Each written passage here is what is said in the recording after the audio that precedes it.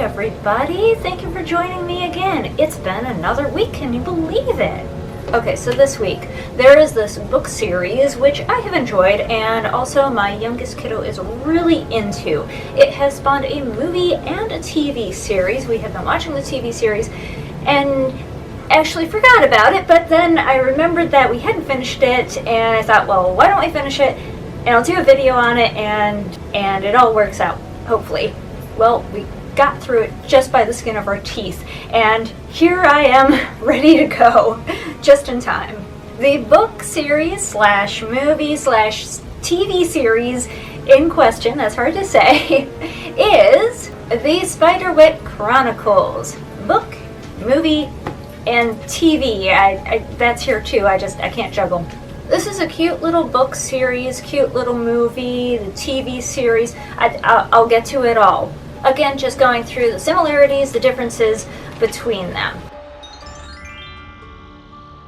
Let's start with the book series by Holly Black, who I believe was the main writer, and Tony Dieterlizzi, I'm sure I'm really pronouncing that badly, as the illustrator. But I believe the two worked in tandem really closely. The books were published by Simon & Schuster. Book 1 is the Field Guide, published 2003, and clocks in at 107 pages. Book 2, The Seeing Stone, published 2003, at 108 pages. Book 3, Lucinda's Secret, 2003, 108 pages. Book 4 is The Ironwood Tree, published in 2004. This also clocks in at 108 pages. And the last book, which my kiddo is currently rereading, is Book 5, The Wrath of Mulgarath, published in 2004. This one is 136 pages, which makes me think that maybe since it's the last book they were going, oh, we forgot to add this, oh, we forgot to add that. Maybe not, maybe just it's the last one you want to wrap things up, I get it. Okay, so here are the important things to know about the book series. It is a children's fantasy series, like so many in the past 10, 15, 20 years, I don't know. All I know is that I grew up and then all these super cool fantasy series for kids came out, and it's not like I can't read them, but it's not the same thing as discovering them when you're young. Then again, I grew up in the 80s and 90s and we had plenty of cool series, so I suppose I can't complain. The book series follows the Grace children, Mallory, who is 13, and Jared and Simon, twins, who are both 9. Their mother, Helen, has divorced from their father recently. They lived in New York City, and due to the divorce, they are moving. Their dad has moved to California and wants nothing to do with his family, apparently, barely talks to them. So they're going through a bit of a rough time, and their mother decides they need a change of scenery. So they move out to the old family estate owned by their great aunt, who is now in a mental home and can't keep up the place. So she lets them move there as long as they're gonna, take care of it. The town they move to is never named. The estate is on the outskirts, and it's this cool big old house that you can explore, and woods on the outskirts. And every single time there's one of these series, there's one of the characters, usually the main kid, who's going, why did we have to move from our tiny cramped apartment in New York City to this cool big old house with woods where we could roam and play? And kids, what are you gonna do? As to the kids' character types, Mallory is kind of the jock. She is a fencer and very, very good at it. Simon is the gentle one, the pacifist. He loves animals. Jared is the one with the most anger issues, particularly owing to the divorce. And he sometimes gets into trouble, like he got into a fight at their last school, which may or may not have had something to do with their moms deciding to move. So they move into this old crumbling down house. Now on their first night, the children hear something moving in the walls and decide to investigate. They discover a nest in the wall, which appears to be of the sort of animal that likes to collect things. They also discover a dumbwaiter, and Jared goes on a ride to discover where it leads. It turns out that if you take it up, it goes to a room where there is no other apparent way in or out. This is a cool sort of little library. It has many scientific specimens and research books. While he is there, Jared finds a poem written on an old piece of paper, which he takes with him. He also sees a message in the dust. which wasn't there the first time he looked. Now, soon after, their sister Mallory wakes up in the middle of the night to find her hair pinned to her headboard. She blames Jared, but of course it wasn't him. Meanwhile, Jared thinks that the poem on the piece of paper is a riddle and possibly a clue to something, so he sets about deciphering it. Following that clue, it leads him to an old chest in the secret room, which contains a large book. The book is Arthur Spiderwick's field guide to, the fantastical world around you. This field guide contains many notes about, the world of fairy, many unusual creatures which he claims are all around us. We just don't see them because they're magical. Reading this, Jared realizes the creature in the wall is a boggart. He tries to catch it, but it makes a mess and freezes Simon's mice, for which, again, Jared gets blamed. So as an apology, Jared makes a new little home for the boggart and leaves it in the secret room. He and Simon find a painting which informs them that Arthur Spiderwick was Lucinda's father. So then the kids start school, their mom begins major work on the house, and they meet the boggart at last, whose name is Thimbletack and speaks in rhymes. In book 2, we pick up with the kids at school. Mallory is on the fencing team, and Simon is fitting in as well. Jared is having trouble again. About the only thing he feels comfortable doing is deciphering the field guide and learning more about it. Hoping to follow in Arthur's stead, he is even learning to draw. Jared is up in the secret room. When he looks out the window, he sees Simon crossing the invisible boundary. There's an invisible boundary around the house which protects it from any magical creatures that may try to do them harm. Simon doesn't know it's there. He crosses the boundary and he gets dragged away by invisible goblins. Thimbletack has forgiven Jared because he gave him the house, and he decides to help. He locates Arthur's seeing stone, with which Jared can see the goblins and other creatures. Jared and Mallory go after Simon. On the way, they encounter sprites, a water troll, and finally come upon an encampment of goblins. The goblins have an assortment of prisoners in cages, including Simon and Hogsqueal, who is a hobgoblin. In exchange for his freedom, Hogsqueal helps Jared and later Mallory by giving them the sight. He spits in their eye. The goblin horde has also captured and wounded a griffin, which they are torturing. The kids trick the goblins and lead them back to the troll, which eats them. Then they help the griffin, taking it back to their house, which has an old carriage house barn thing, where they conceal it so that it can heal up. That brings us to Book 3, Lucinda's Secret. Jared has taken the Seeing Stone from Thimbletack since he needed it to help Simon at first, and he hasn't given it back, so the boggart keeps playing tricks on him. Other odd things keep happening, and Mallory and Simon think it would be best to give back the book to the magical creatures. Jared isn't sure this is the best way to go, so he decides to ask their Aunt Lucinda for advice. Again, Aunt Lucinda was put in a mental home, and she is in town, so they can go visit her. Supposedly, she's always talked about the fairies and whatnot, so she seems like the one to ask. Now, in the books, Aunt Lucinda is their grandmother's cousin, so she is depicted as being very old. They do visit their aunt, and of course she knows just what they're talking about. Now, according to Lucinda, after her father's death, she was put in the home because she was living on her own, and the fairies kept playing tricks on her, thinking she knew where the book was.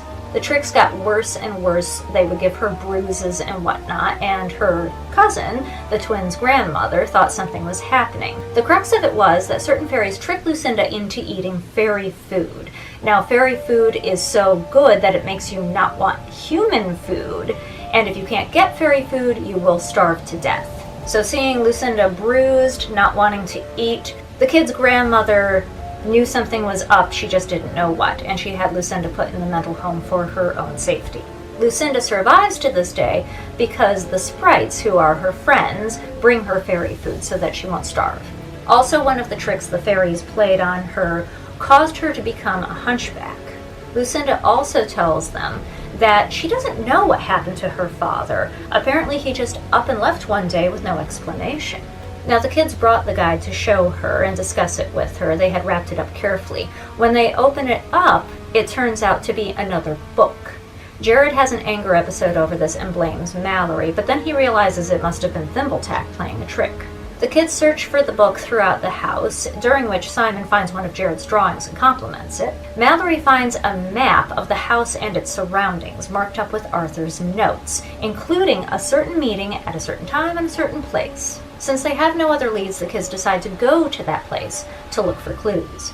The guide has helped Jared realize that they have to turn their clothes inside out, at least their shirts, to avoid being tricked by the fairies, and this helps them before they lose their sense of direction and get lost. For almost losing their way, they are mocked by a puka who is sitting in a tree. This entire chapter and the accompanying illustration are a direct homage to the Cheshire Cat part of Alice in Wonderland. It's a real treat. Next, they come upon a clearing in the woods and meet the elves. The elves are the tall, beautiful, with contempt for mankind sort of elves. The elves introduce them to a unicorn who naturally goes directly to Mallory and gives her, then all of them through communicated touch, a vision of the horrible things humans did when they first met the magical creatures. Here, in this book on page 90, is the first mention of Mulgarath, an ogre and shapeshifter, who has drawn goblins to him and made pacts with dwarves. Mulgarath wants the guide in order to have power over other creatures, humans and magical alike, and the elves want it to keep it safe. Now apparently the elves tried the same pact with Arthur himself, but he tricked them. Now they're afraid of this happening again, so they imprison Jared as collateral while the other two go and try and find the guide. However, Jared manages to turn the tables and trick the elves, so they have to let all the kids go. However, the elves had stated that they would imprison Jared, holding him there, never aging, and he considers the possibility that this might have been what happened to Arthur. On to book 4, we find out that their mom works as a librarian because she is a boss. She drives them over the village quarry on their way to Mallory's fencing match at their school. Incidentally, Mallory has a crush on the fencing captain. His name is Chris. During one of the bouts, Jared sees a blonde girl rummaging around in Mallory's fencing bag. He goes to investigate, and when he looks again, he thinks it's Simon rooting through the bag. However, Simon is wearing his clothes. Also, Simon is still sitting in the bleachers with his mom. Jared confronts the shapeshifter using his pocket knife, which has iron in it, and fairies hate iron. However, the shapeshifter changes shape again and manages to escape. Jared then gets in trouble for having a weapon in school, and they talk to his mother. He manages to avoid any serious trouble at this juncture. However, as far as Jared is concerned, the worst thing is that his mother doesn't even get mad. She just gets sad, because at this point she has come to expect this kind of behavior from him. The thing is that Jared is not a bad kid. He just has anger issues, and that makes him very sympathetic, because don't we all of us sometimes have anger episodes where it's hard to get control of our feelings? And I think that especially rings true for kids. So the match is over, and the twins look for Mallory, but all they find is her fencing medal out in the parking lot, surrounded by some stones that look like they come from the quarry. One of the stones has the word trade on it.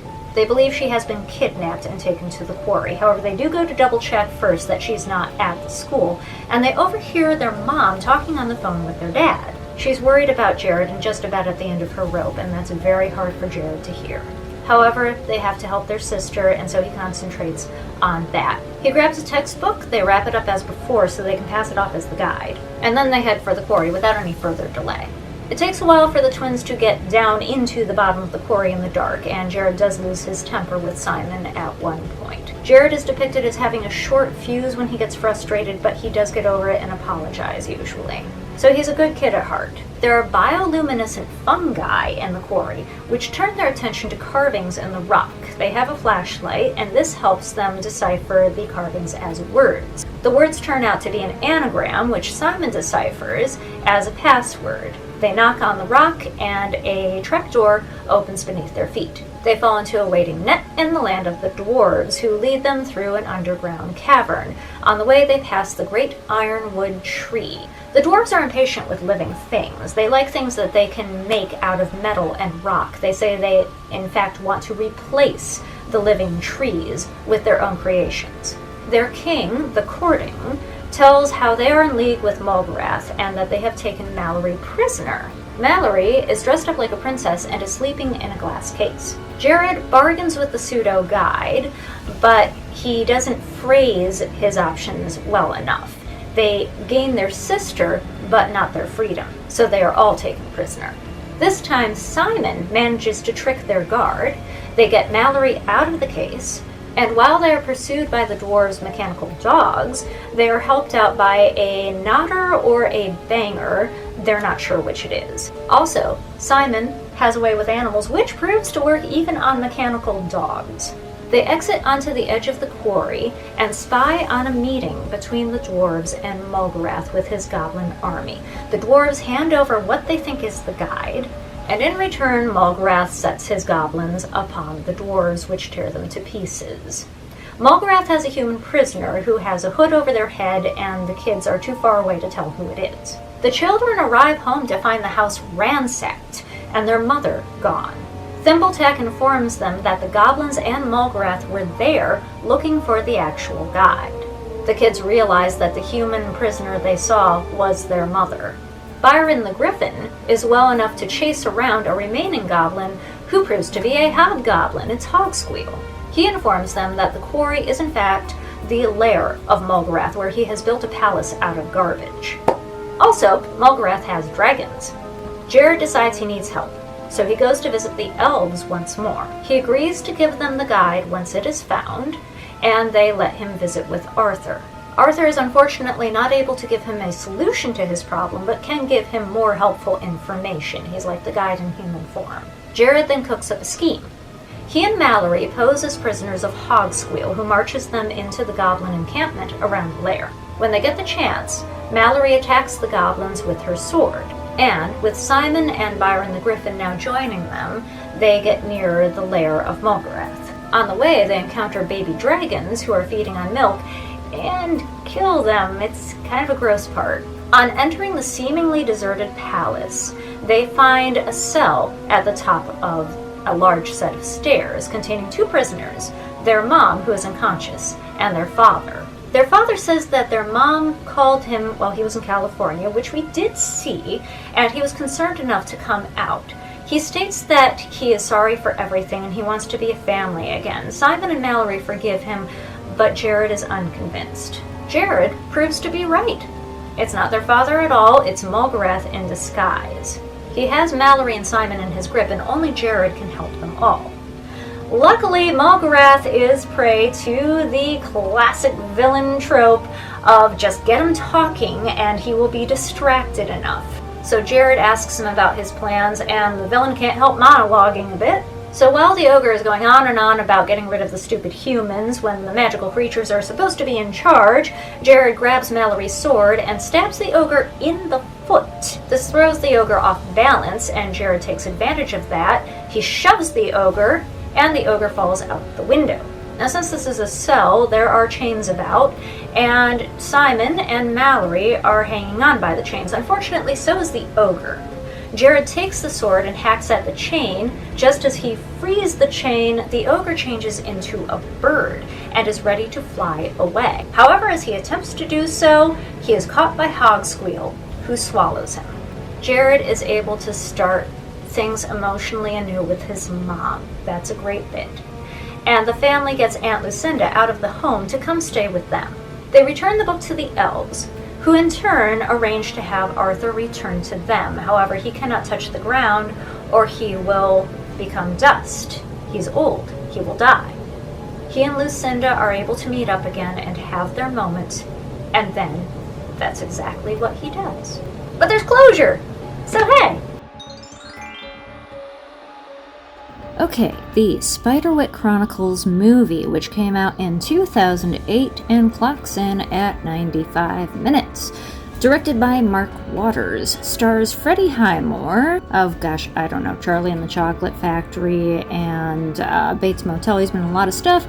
Sarah Bolger, she was in Once Upon a Time, I know that one. Mary Louise Parker, Nick Nolte, David Strathairn. This is interesting because John Sayles worked on the screenplay, and David Strathairn's been in all or almost all of John Sayles' movies. Andrew McCarthy, and Joan Plowright, who plays Aunt Lucinda and just never seemed old enough to play her. Also the voices of Seth Rogen and Martin Short. As I mentioned, the movie is very similar to the book, which actually I feel might be to its detriment, because many adaptations that adhere too closely to the book can come across as plotting, dull. They try to fit too much in. I am looking at you, Harry Potter and the Sorcerer's Stone, or Philosopher's Stone if you're across the pond. That movie was charming, cute, but also too long. There are some differences in the Spiderwick Chronicles movie between the book, however, as follows. When Simon is kidnapped by the goblins, he encounters Mulgarath in disguise. When the kids visit their aunt in the home, who tells them that her father is in fact being held prisoner by sylphs, the goblins follow them and they have to escape through an underground tunnel. The goblins do succeed in stealing several pages from the book and they take them to Mulgarath. Jared tries to contact his father several times throughout the film, but he's unsuccessful. Mallory informs him that their father is with another woman and wants nothing to do with their family anymore. The kids use the book to summon the Griffin, who takes them to the lair of the Sylphs, where they meet Arthur Spiderwick, kept prisoner because the Sylphs do not want his knowledge getting out into the world. The Pooka and Elves are not a part of this film. As in the book, there is a protective circle around the house so that the goblins cannot get in, but here the goblins create a potion, I believe, that breaks the circle, and they invade the house while the family fights them off. Abruptly, the Grace father apparently arrives. Jared does not believe it is him and stabs him with a knife. That escalated quickly. The father is revealed as Mulgarath in disguise, who chases Jared and corners him on the roof. Jared tosses the book away, and Mulgarath transforms into a raven to catch it, which I don't know how he's going to do that because the book's awfully big and ravens' beaks only open so much, but whatever. In any case, the raven is immediately eaten by Hogsqueal. At the end of the movie, the family brings Lucinda back home just for a visit. Likewise, the Sylphs allow Arthur to visit, and Lucinda asks to stay with him. She is transformed back into a child, and they both go to live with the Sylphs. This version is, kind of like the Harry Potter one, charming and enjoyable. PG rating does make sense because it's maybe a bit violent for very young kiddos. It's light enough for a slightly older family to enjoy. It's not deep and it doesn't hang together enough for many repeated viewings, although if you have a child who really gets into Spiderwick and wants to have repeated viewings, it's not one you're particularly going to object to either. The Spiderwick Chronicles TV series, clocking in at 8 episodes circa 2024, apparently was going to be a Disney series in 6 episodes, but then they backed off on the idea and it was picked up by Roku. The showrunner here is Aaron Eli Collette, but there are different directors per episode, as is usual for television. One director, I think it's an interesting note, probably many people won't care, but it is Michael Patrick Jan, who was a member of The State, the sketch comedy series in the 90s on MTV. I loved that show, and whenever I see a member of it pop up somewhere, I'm like, oh, they were on The State. Anyway, long story short. This series stars Joy Bryant, Noah Cottrell, Lion Daniels, Michaela Lee, Charlene Woodard, Christian Slater, and Jack Dylan Grazer as Thimbletack. Okay, so this series has taken some flack, apparently, from what I'm reading online, because it is loosely based on the book series. And, well, loosely based is perhaps a bit of an understatement. When the series starts, we don't even start with the Grace family. We start with an unknown character, Dr. Dorian Brower. He is meeting in the dead of night on a bridge with the Ogre Mulgarath to try and get his daughter Calliope back. She has been kidnapped. However, when she arrives, it turns out it's not her. She has been replaced by a Fetch, who is also, well, I don't know if she's a shapeshifter, but a Fetch is basically a Death Eater. It likes eating things that are dead, and she is in human form. The doctor is devoured by the troll under the bridge, and we never see either the real doctor or his daughter again, which is a darn shame. They seem like nice people. Mulgarath assumes the form of the doctor and takes his place in the town. Once we're done with that bit of intro, we meet Helen Grace and her now teenage children, Mallory, Jared, and Simon, coming from Brooklyn to their ancestral estate, which has been apparently moved to Michigan. I always kind of felt it was New England, but Michigan, whatever. It wasn't specified in the books. Aging up the kids is an interesting choice, and personally I felt it worked, given Jared's anger issues. That, the angry young teenage boy is quite a common thing in life. Helen goes to visit Aunt Lucinda at the mental hospital, who also looks younger than she is in the book, and not a hunchback, but she is played by Charlene Woodard, who is in her 70s. I had no idea because she looks so young, and I thought she was just amazing. Jared finds Thimbletack in the attic and tries to tell his mother all about it, but she is worried about his mental health and sets him up for a meeting with the local psychiatrist, Dr. Brower. So soon after that, Jared begins regular counseling sessions with the pseudo Dr. Brower.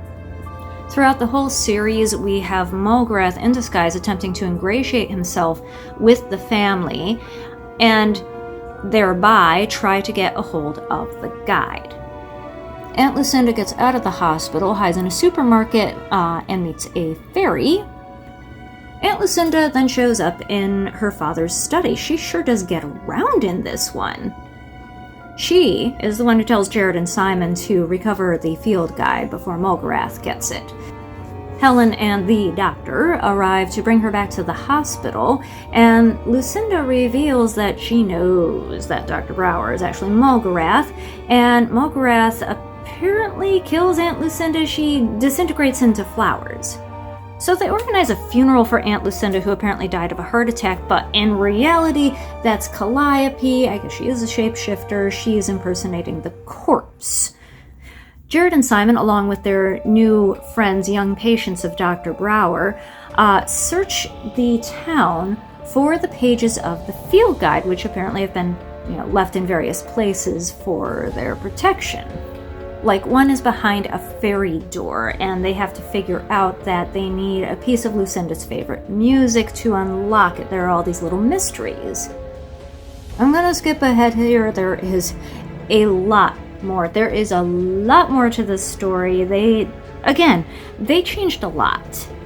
And there is a lot hinging on the issues Jared is having with himself, with his family, with everyone. And especially with everything going on, Jared is not sure who he can trust. And that can become a wedge between him and his family.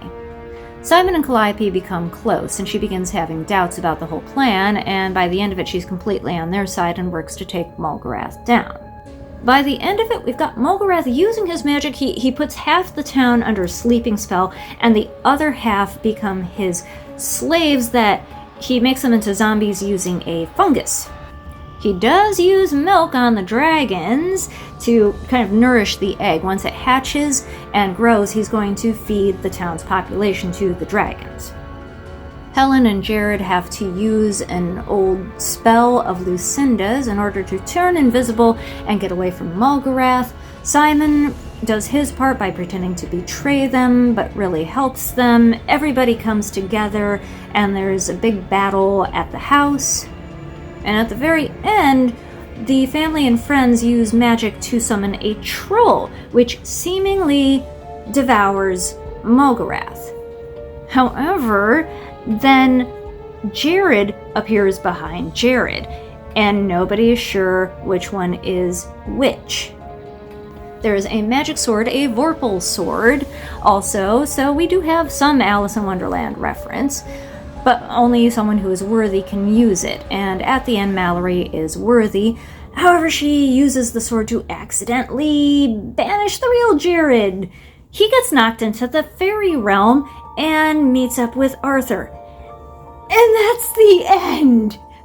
I was like, what? Now, are we gonna have another season? Because again, this has met with mixed reviews.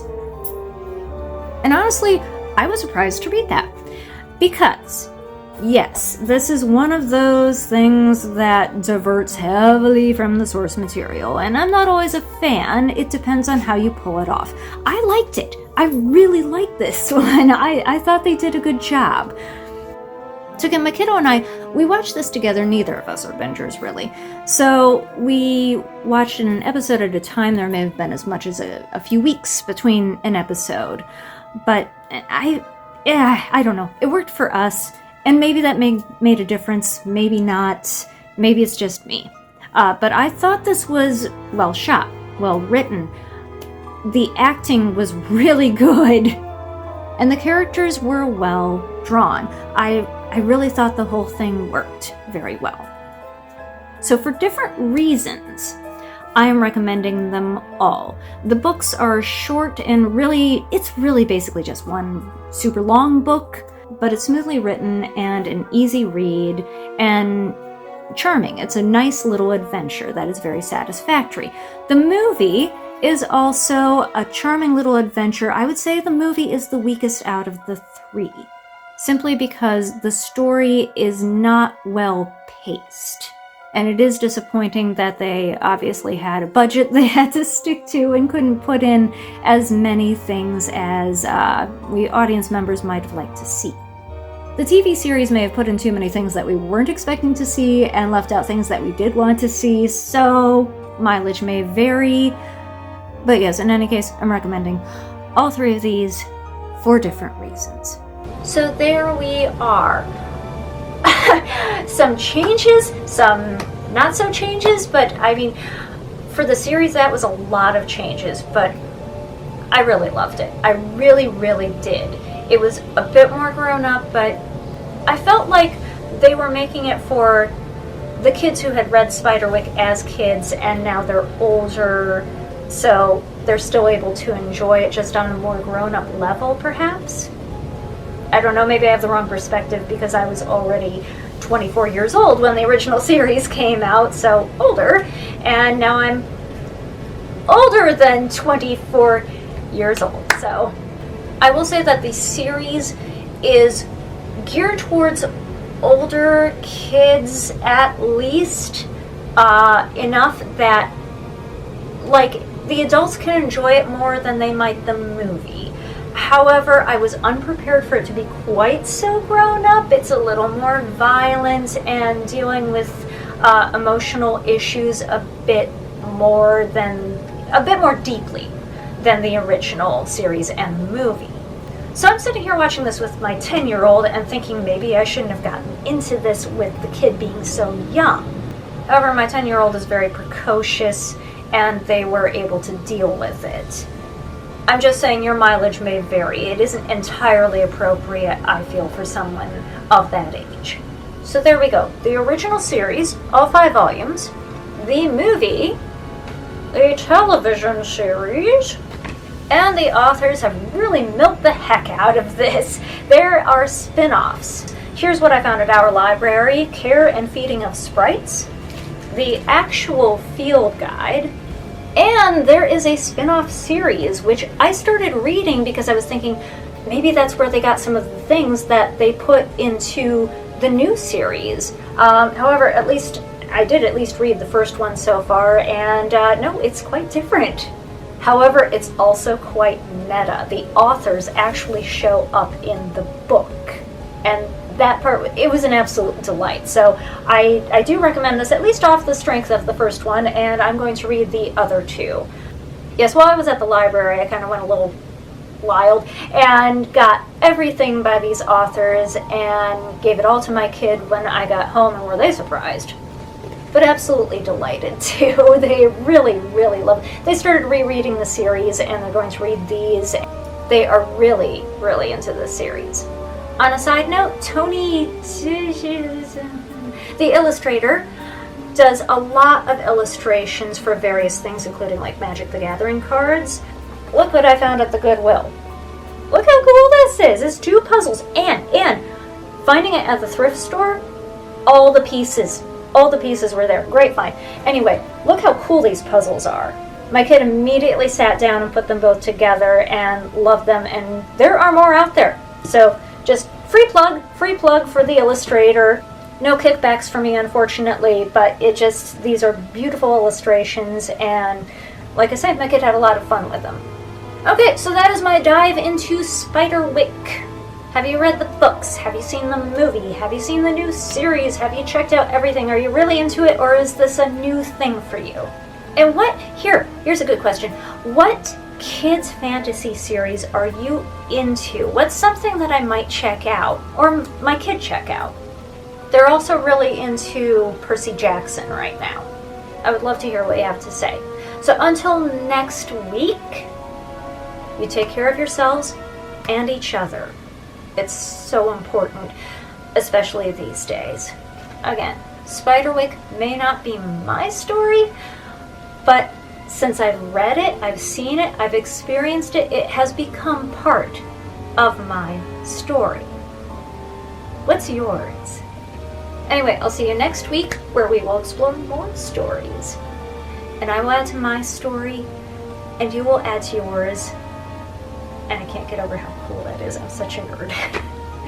Bye now.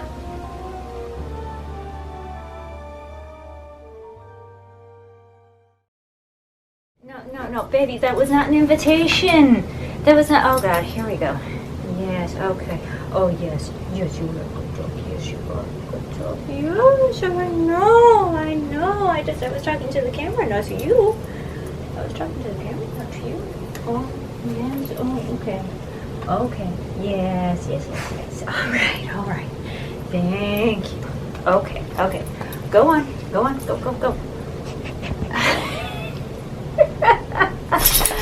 Thank you. Let me make sure I'm still recording.